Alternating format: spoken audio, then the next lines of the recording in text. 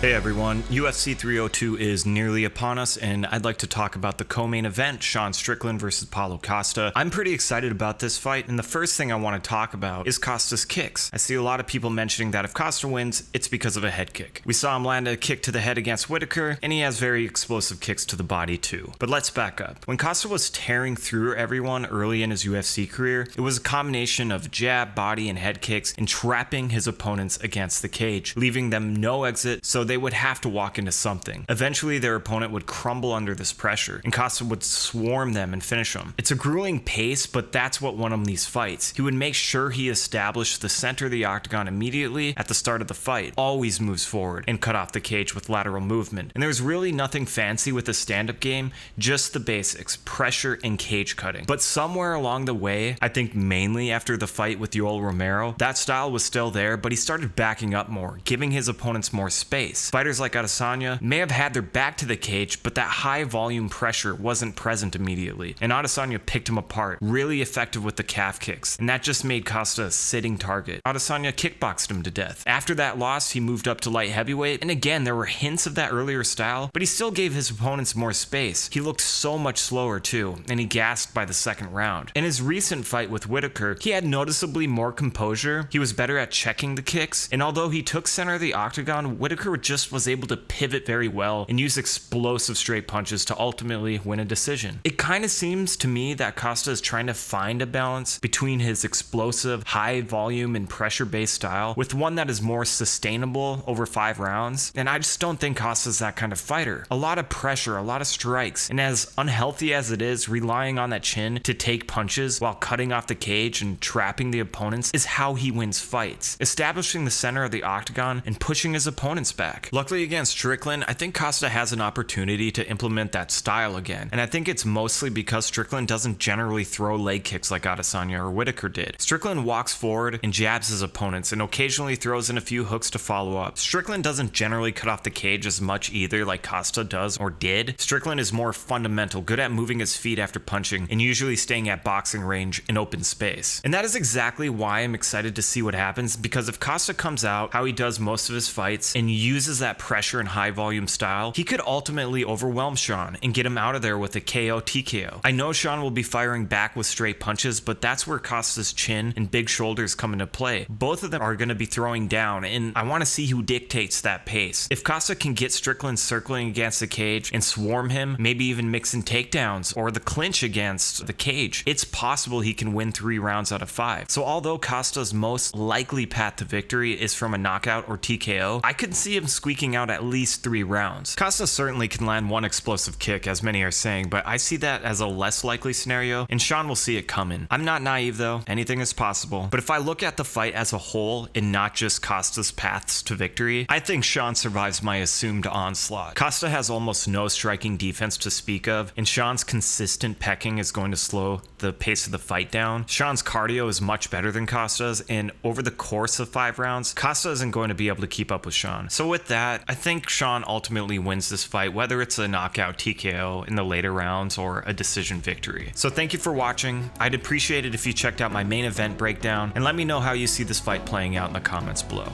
Enjoy the fights.